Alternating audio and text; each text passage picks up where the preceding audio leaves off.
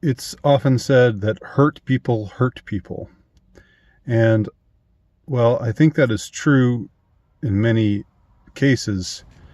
I also wonder about it because it seems to me that people who have some experience getting hurt, getting victimized, getting put through trauma by others, it would seem that a more natural reaction to that kind of unfortunate circumstance would be to have an increase in empathy for those who are hurt. And I guess this is assuming that their conscience hasn't been just beaten and kicked out of them by their abuser, and that they haven't just become their abuser, which I guess there's a pattern of that happening. So anyway, hurt people, it's sometimes said. And I want to add to that I think demoralized people demoralize people. I've read more comments. I'm not supposed to have read any more comments. Y'all were supposed to stop me from reading comments, but I've read more comments. I watch a video and then I'm interested to hear what people say underneath that video, or I read an article about the lunacy of the current situation, and then I want to see what people are saying about it. Now, of course, it's natural to want to hear what responses are to something that you've just read, something that you've just seen. It's just like when you see a movie or read a book, and you come across somebody else who's just seen that movie or read that book. You want to know, well, what do you think? What did you think about this? What did you think about that? But I've got to learn to stop reading comments. Not, my own commenters not included, of course, because y'all are always on point. Always. But some of the comments from these people who are just demoralized, and even some things like the only social media that I still have is Instagram. And even that, it's for me, it's been a mostly painless kind of thing, sometimes an amusing site.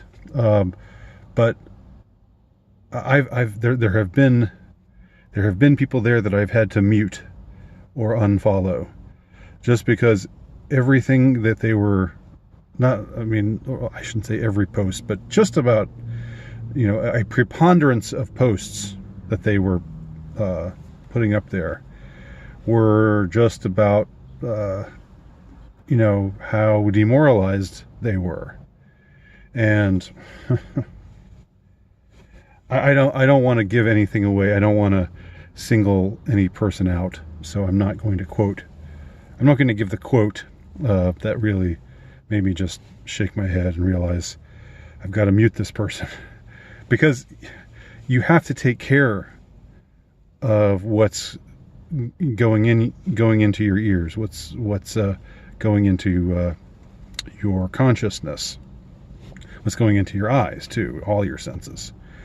You have to take care of yourself, and it's a balancing act, because you don't want to just you can't just sugarcoat the facts, and there are a lot of things that are really upsetting, especially in an immediate way right now. But I think that there is nothing to be gained from just getting on some kind of social media and just spewing your demoralization.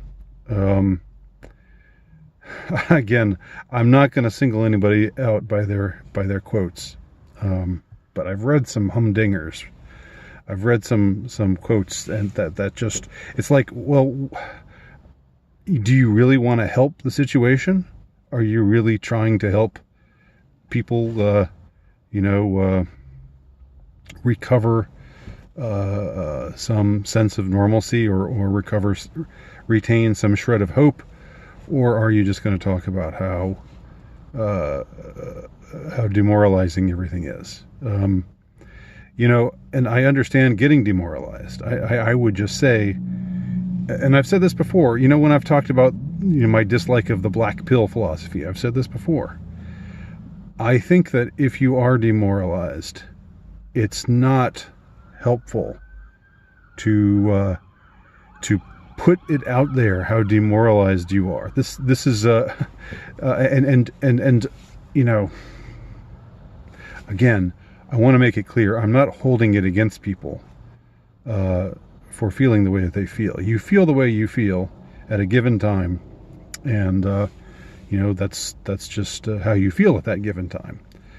But how you respond to it is a different question. Are you going to respond to it by wallowing in it? Are you going to respond to it by trying to drag everybody else down to where you are?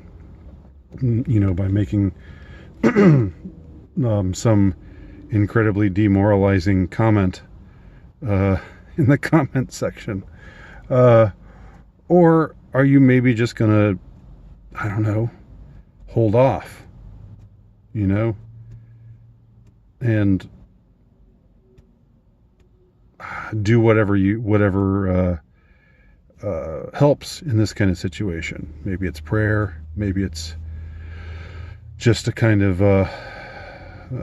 meditation, thinking over things, whatever form it might take in your case.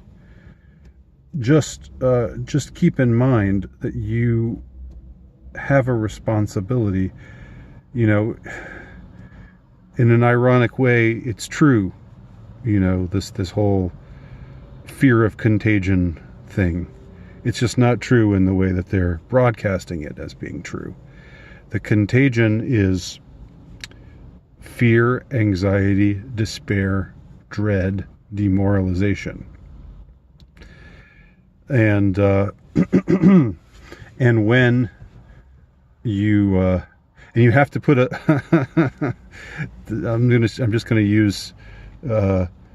just going to go with this whole metaphor.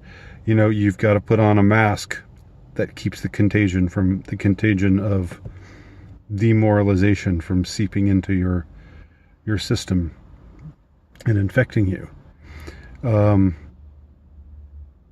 That's all I will say about this. I mean, if you are someone who has, and I'm not singling anybody out here, but if you're someone, and this is a direct extension of the black pill stuff, which I've talked about again and again and again. This is just a different manifestation of the black pill. If you just think it's all over, we're so screwed, and there's nothing we can do because the evil people are powerful and we've got nothing. If that's where you're at, you need to find a way to get into a better place before you start talking to other people. Before you start, just telling everybody to just give the hell up because everything is terrible and it's going to stay terrible. It just doesn't help. That's all I'm going to say about it. So anyway, that's where I think this is going to be the last thing I say about the virus crisis for a while.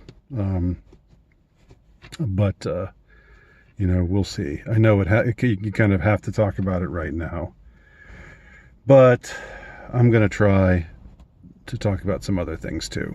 I'm going to try to put some other things on the front burner for the next few days for this channel. So thanks for watching. My name's Andy Nowicki. Please check out my work at altrightnovelist.com or lowstatusnovelist.blogspot.com.